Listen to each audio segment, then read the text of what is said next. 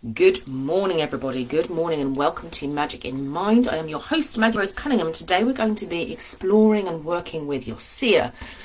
And I've got a little bit of a question for you, which is, have you ever had one of those days when all the technology has gone wrong and all the communication has gone wrong, and everything that could possibly go wrong has gone wrong? And then you've gone and you've looked at the planetary movements, you want to look at the astrological movements, and you've got, it's Mercury in retrograde, that explains a lot right now. Has that ever happened to you? Now, I should say in the northern tradition that we would say Odin is on retreat, which is basically the same thing as Mercury being in retrograde. And it can be really reassuring to have something to blame when the technology goes wrong. When everything goes awry and you look and you go, it's the movement of the planets. And it should come as no surprise to me that I've been working with, my eyes are a bit square, you probably can't see them, my eyes are square, but believe me that I say my eyes are square. I've been working with Zoom and Facebook because Facebook has been making a change that was announced about 4 or 5 months ago, I think, that some of the functions that people like me, trainers and coaches and broadcasters use on a regular basis were no longer going to be available, that Facebook and Zoom weren't going to be talking to each other. And knew this was happening, waiting for the updates. They're still coming, let's just be clear. But I thought, so I looked at it and I went, Odin is in retreat. Maybe that's why there are so many problems. And then I thought about this and I thought about why is it that it would be very easy to look ahead and say, okay, so Odin is on retreat. Mercury is in retrograde. There has been a solar eclipse, quite a big solar eclipse. Quite recently, there was a lunar eclipse as well, just a month ago.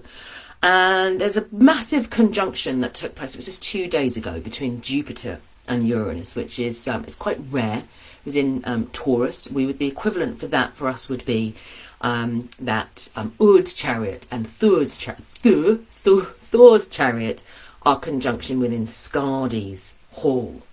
Very, very fierce deities. Saying all of the things just at the moment. All of that was happening. And yet, in the Western world, we simply do not take into account anything in terms of our business cycles and our business planning that looks at the way in which the seasons are moving and operating, or the way in which energy is working, astrological events are working, any form of oracular wisdom of the seer. We simply override it. And you will have heard me say before that in Western society, in what we so-called developed world of Western society, we have collectively an overexpressed magician. And the magician thinks that they can be in charge of everything. The magician thinks that what we'll do is we'll pay attention to our business cycles that we've decided on, and we will pay attention to the products that we want to offer out into the world, and everything else is pretty irrelevant. Everything else is just a challenge to be overcome. Now, you could contrast that with other cultures. You're aware that in other cultures that doesn't happen.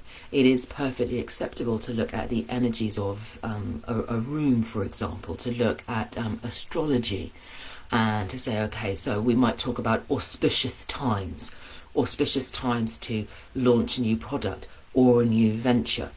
And that simply doesn't happen in the Western world. Even me, even though I've been working for years and years and years to create a business that is energetically aligned, where I consult with the spirit of my business regularly, where I can do seership as part of my business planning routine, even I can think to myself sometimes, I need to launch now. Now, we can do that sometimes. Sometimes we can say to our magician, I need you to pull something out of the bag right now and to overcome the challenges that I can see are there in the charts at the moment.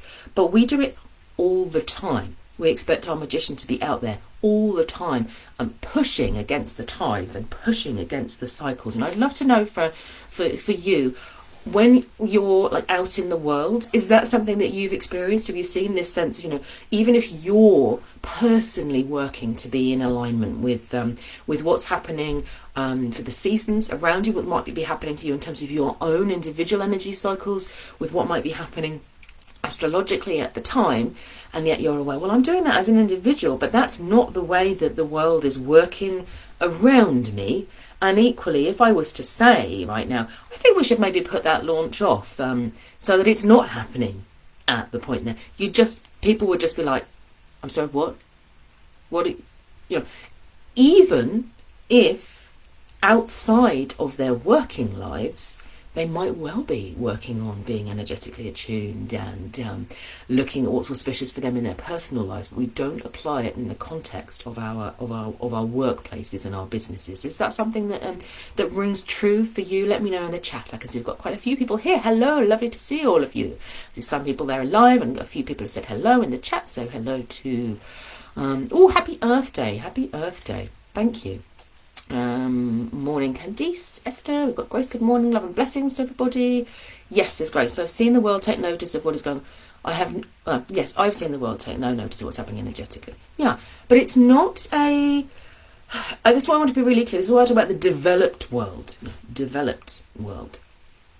It's a cultural paradigm, it's a pattern, it's an agreement that has been made within Western cultures that this is something that we ignore.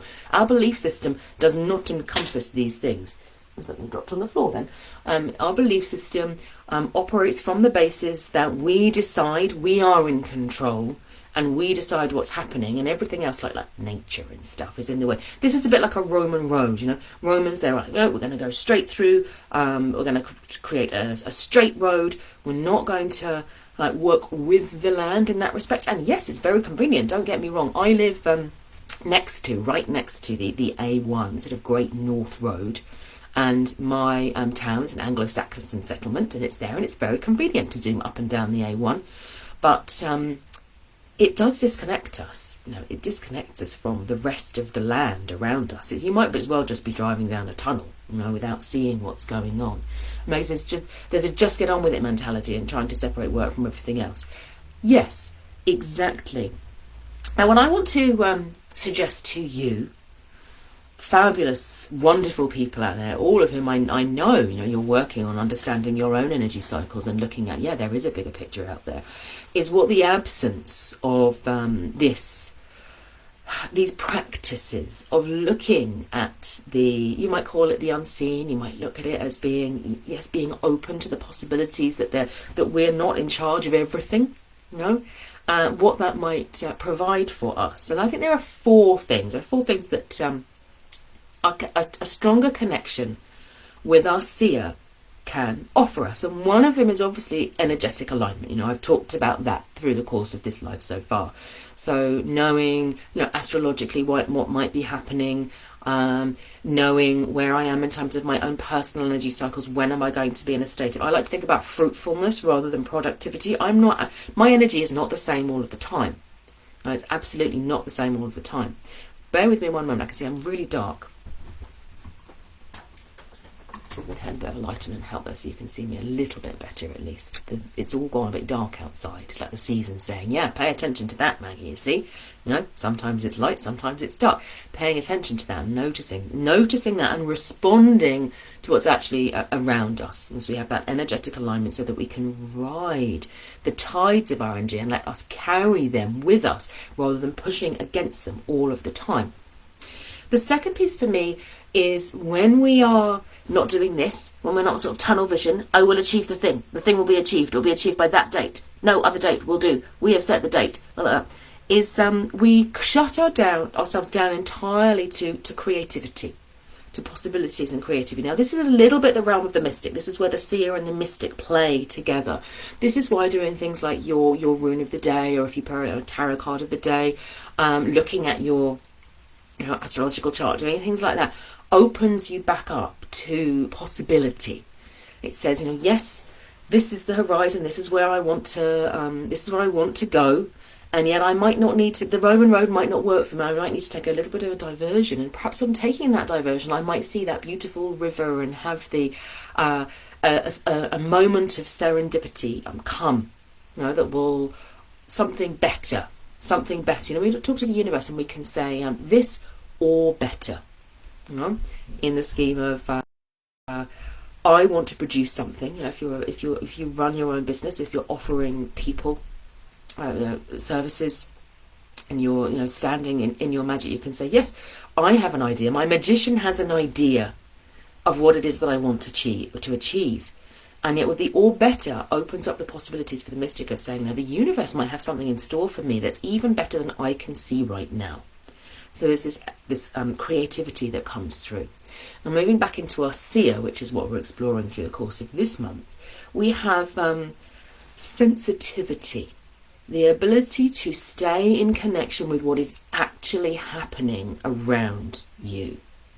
Now, I cannot tell you the number of times that I used to go into meetings with a sort of room of people, and the chair of the meeting would probably just have had a briefing from their senior person. I need you to get this done at this meeting, and these people need to be on board with that, and they need to have delivered this. And the chair's like, okay. So they come in and they're like, right, you need to be on board with this, and we need to get this done, and we need to get that done, and this done, and that done.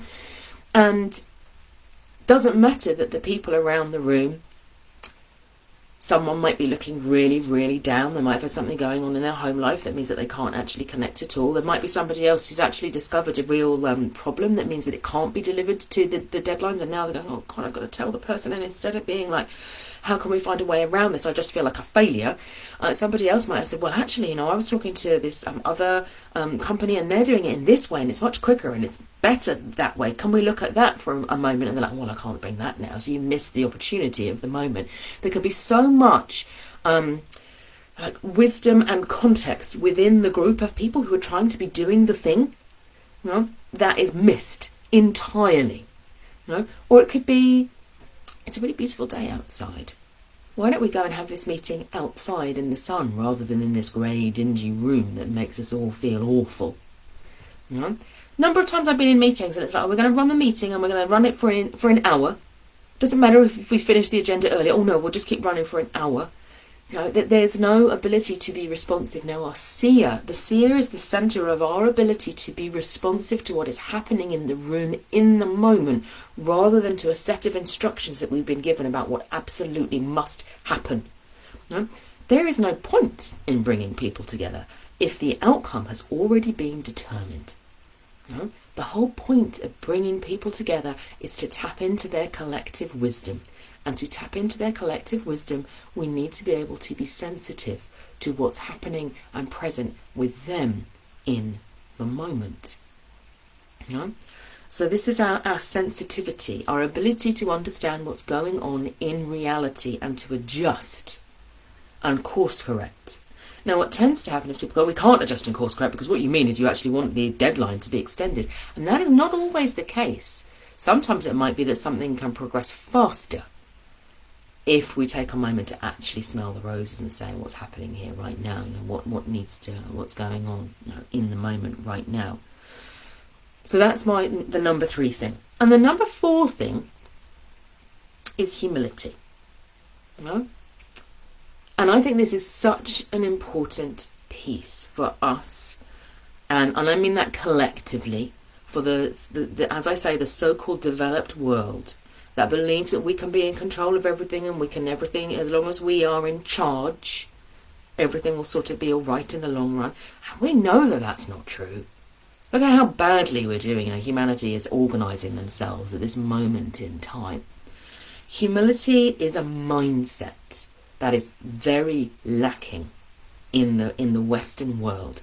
And I believe that one of the purposes of the practices of feeling into feng shui, looking at the way that the energy of a room is flowing, or looking at our astrological charts, or doing a reading before a meeting, or just simply being and tuning in to the energy of the people around you. If you're someone who's got high sensitivity, like tuning into the energy of what's around you and saying, oh, I can feel that something's off right there, or oh, there's something's bubbling over there. What's the idea? I can feel that there's something you want to say. Go on, there's space. This is a safe space for us to say it. And when we have this, humility is all about saying, I don't have all the answers. I don't have all of the answers. The answers are out there. The answers are in the room with the group, and the answers are available to us in the world around us. They're available to us through nature. They're available to us through connection with the stars, through that energetic alignment. It's that opening again to the mystic. The mystic is continually stepping out into a world where they do not have all the answers, and saying, I believe that the answers aren't in having more control, in being more push, we will get this done, we will get this done, and more in saying, where's the next step, where's the next opportunity, how do I open up more, and how do I recognise that I cannot do it alone? How do human beings recognise that we cannot do it alone? We need each other, and we need our relationship with our planet, and we need our relationship with spirit that is all around us, all of the time, trying to help. I'm going to come on to that in a moment, but first of all I want to see what people have been putting in the comments. So Candice is saying, productivity is praise, anything else seems to be seen as a failure. Yes, this is true, isn't it, Candice? And it is such a huge expense. It's become productivity is right at the top, even though we know that commodification of people and land and stuff is causing all of the major problems in the world right now.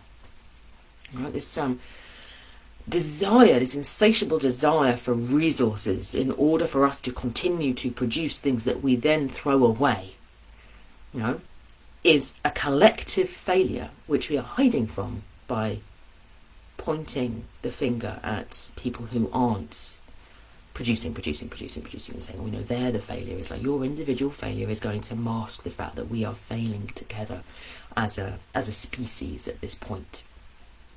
Lisa says, you'll be accused of pandering to mumbo jumbo. Yes, you would, Lisa.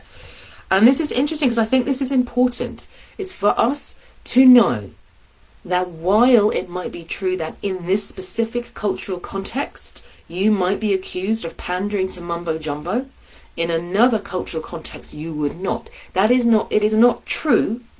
It is about the beliefs that are held in the room that you are in. Those are a set of beliefs. And I'm not saying, go out there now and say, the stars told me to do this. If you know that the people that you're speaking to don't share that belief. At this point, one of the most important things that you can do is to say, actually, but I am a model of success in terms of my happiness. And my fruitfulness. There are ways, and we talk about productivity, and there are ways that we can work very differently that take us out of productivity and into fruitfulness. Such a hugely important piece for me when I learned to work in a way that aligned with my energy. But as I've said, we all fall off that wagon every now and then because we're in a culture that doesn't recognise that there are different ways of working that are more aligned, that are more attuned, that are ultimately more powerful than the ways that we're working at the moment, and more sustainable than the ways that we're working at the moment. So knowing that when you are able to embody that and to use your influence wherever you can to say there are other ways, there are better ways, is what we can do. And we can do that by being that. It is not always about the voice. It's not always about saying, we should, Odin's going into retreat right now. But we could certainly be saying, let's just take a moment to pause. Let's take a moment to pause and just and gather our thoughts at this point. Every company that I've ever worked with, every institution that I've ever worked with, every individual that I've ever worked with has said there are two things that I don't have time for. And one of them is evaluating and resting and processing and saying, what's happened from that? And the other is visioning and planning. Because always doing. It's not the best way to work. It's not the smartest way to work by any means. So we can talk about working smarter, which just so happens, if we're clever, to fit in with the cycles that we're working with. And Suzanne is saying, I've been absolutely drained so badly last few days. I always go away with my energy, so I don't have. I always go with my energy as I don't have any other way of working now.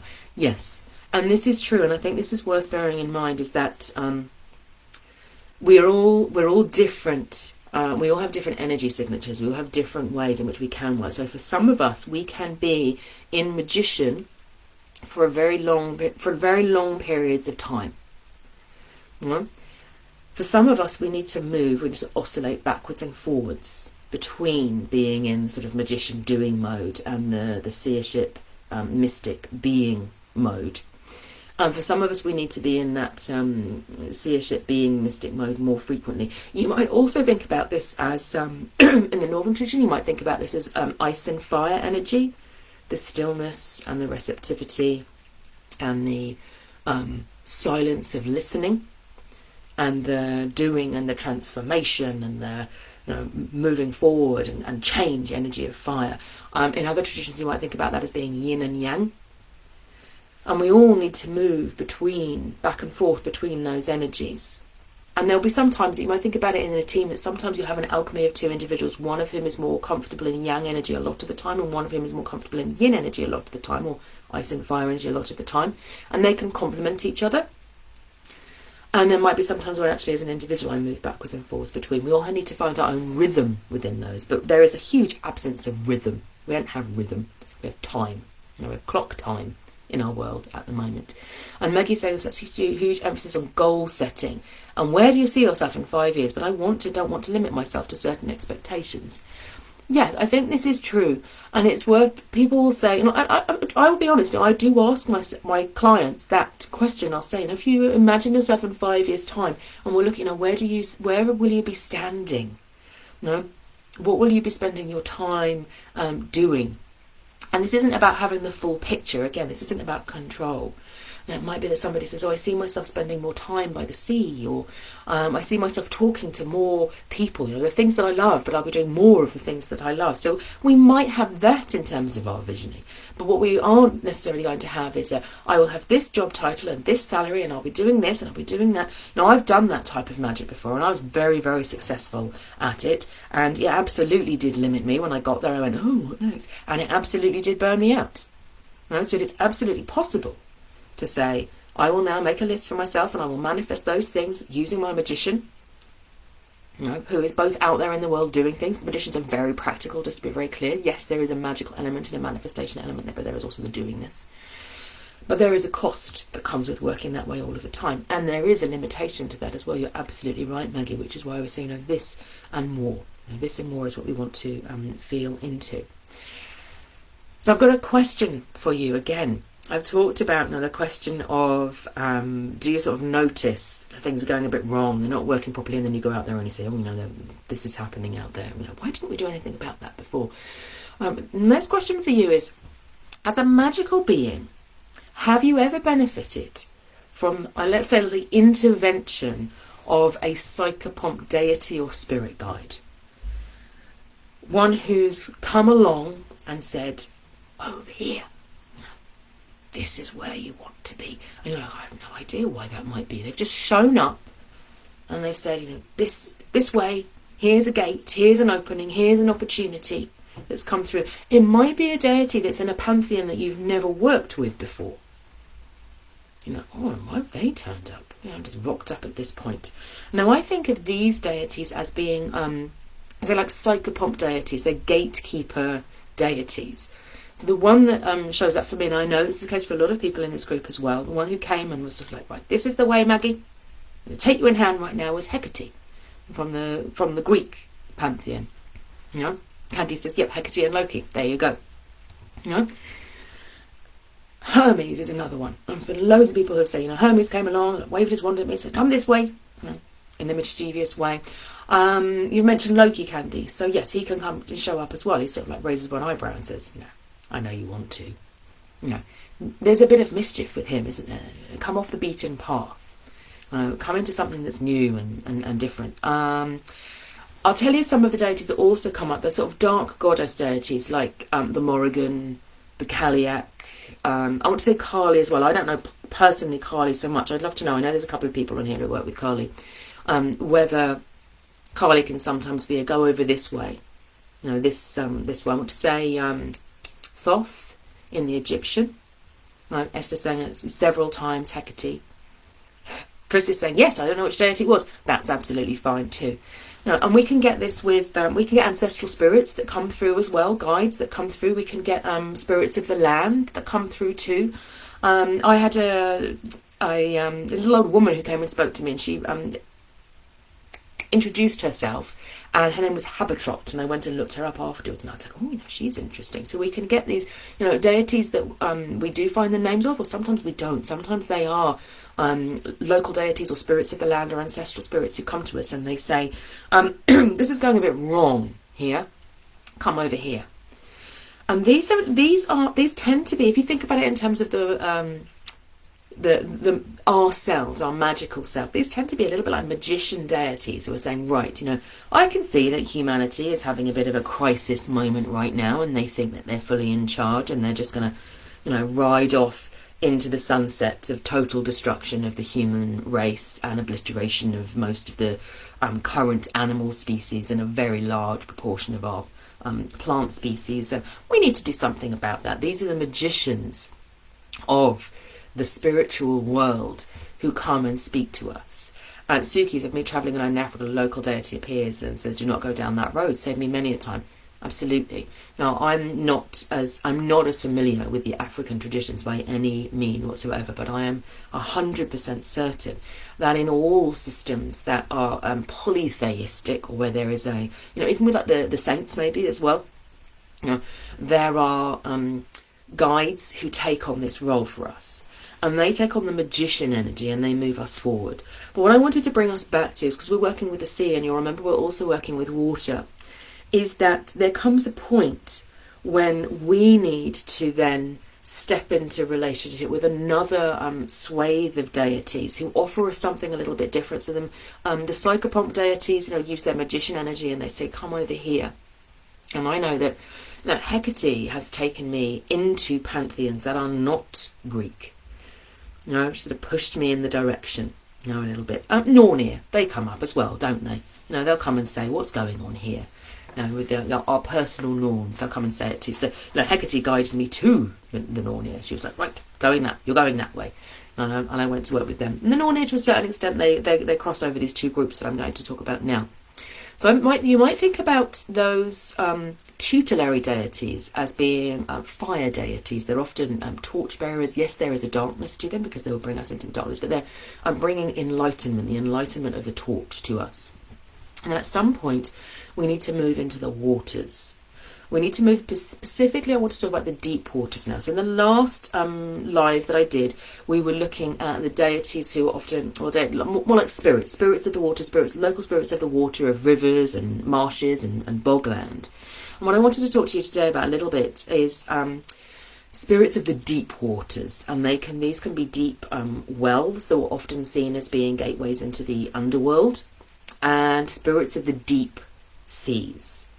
And I think that these are important to us because they offer us that energetic connection to something bigger than ourselves. You can't help it. If you stand by the sea and you look at the sea, you just go, whoa.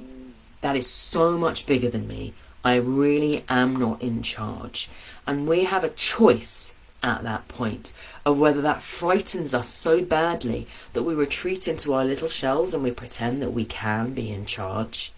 That conqueror self, that conquest self that has been so dominant in Western ideology for so long. Or we go, wow, I best make friends with that. And I best show some respect to that. I best have some faith in that. And I must make my peace with the fact that I am not in charge. And I think that is what these deities offer us, is they can offer us incredibly deep, powerful healing when we allow them to, when we accept that we are not in charge. And that's, I think, the job of some of these deities. So in the northern tradition, we have Aegir, the god of the deep sea. We have Ran, his wife, who's often considered to be the robber, and a bringer of death in many ways. And you'll remember that I talked at the last live about death a little bit, about how death can be, it can be a physical death. There is no denying that these water deities offer physical death. We risk ourselves when we go out onto the seas. We know that to this day. The tragedies happening at sea all of this time. It is not a safe space, but it is a space that offers us the wonder of not being in charge anymore, and of more possibilities and of greater horizons that we can't possibly know or predict. And saying, you know, sometimes we do need to take those risks, and sometimes those transformations, those gateways, are not a physical death. They're a death of the old and a rebirth into the new. These are the keepers of rebirth, you know, of these places of deep rebirth. So I've talked about Asia, I've talked about Ran. I wanted to mention Nehelenia. She often gets forgotten. Now, one of the reasons that she sort of spans, because we're not sure whether she was a Germanic deity or a Celtic deity. She's the goddess of the North Sea. So, you know, she's a nice deity to work with. I worked with her a long time ago now. Very lovely energy, with some, you know, dark tricksiness underneath as well. But she is, you know, for those of us who connect with her and want to connect with the spirit of the North Sea, she's a really lovely deity to work with. We have Nerthus and Njord. Now, these are interesting. So whereas Aegir and Ran are the gods of the deep sea, that we might feel a little bit of quaking, we're travelling out over the unknown waters. Nerthus and Njord are gods of the shallower waters, and a little bit of the land, of the sort of liminal spaces between the land and the sea. And they do offer us riches, and they can offer benevolence, but Njord and Nerthus originally were one deity. Their names, when we trace them back, come back to a single name, along with many deities where there's a split at some point. And Njord is often seen as being a slightly more friendly version, let's say. So Nerthus was still, you know, she was, sacrifices were made to her. She was shrouded in mystery.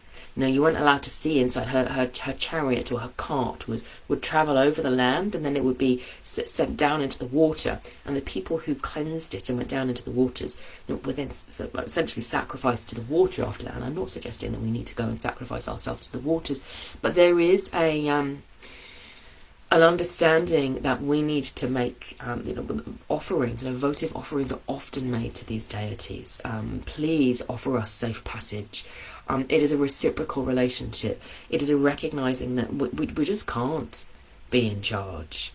You know, we need to let them be in charge and say, you know, they are the sovereigns of this space, and we are moving through this space, and so we make offerings to them in order to do that. Hulda, often known as Frau Holle.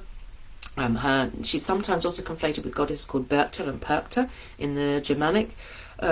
Mother goddess with strong associations with wells and with supporting the transition of life and death of children, particularly like children who didn't make the full journey into the human realm. Maybe they weren't named or they weren't blessed at that point, and she guards them and she looks after them, almost as if, you know, you stayed in the liminal, I'll draw you back and keep you safe there. And votive offerings were often made to her as well. Is this sense of recognising, okay, again, we aren't in charge of the realms of death.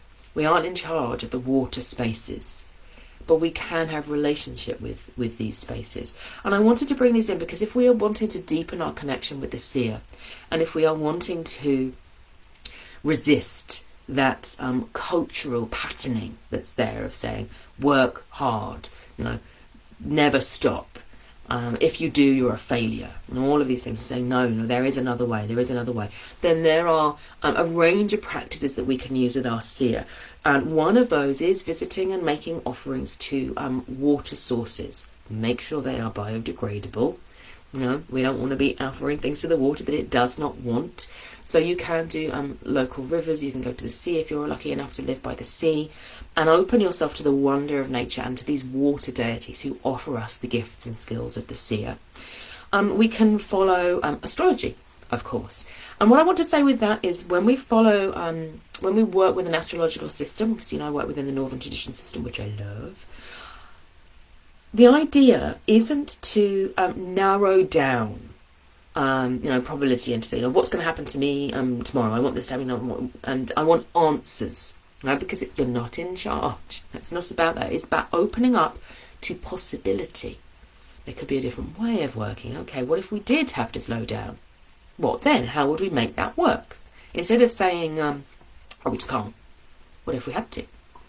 No, it's those sorts of questions that come up. It's an opening up to possibility that I think is the beauty of the astrological system. So it's saying, okay, well, the energy is flowing here. How do you flow with it? The question that I think are more important would be how, rather than what. Not what will happen to me, but how do I work in West alignment right now?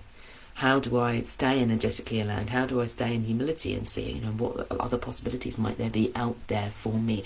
How do I open more to sensitivity, to being receptive to the moment right now? So we can work with an astrological system. We can also work with oracles. We can work with tarot cards, and this is about opening up to the consultation. I think about it, consultation with the divine, not demanding answers, but asking for support. I'm recognising that support may come in many different ways. Sometimes we're not going to understand how it is, how that support is coming about. We might not always see it coming. We might say, I really asked for support. And I have found time and time again over the last few months that when I'm overdoing my magician and just sort of pushing and pushing and pushing, things get harder and the slog gets worse. And when times like Odin's in retrograde or the solar eclipse comes, and I've been doing that and I'm doing that, it's worse. Whereas when I say, okay, I'm going to spend some time now, I'm going to go and pray, I'm going to sit by my tree or sit in my tree swing, or I'm going to go down to the water, I'm going to offer my prayers, my questions, my gratitude, my what's out there in the universe for me right now. What is it that I'm not paying attention to? Open your attentiveness back up.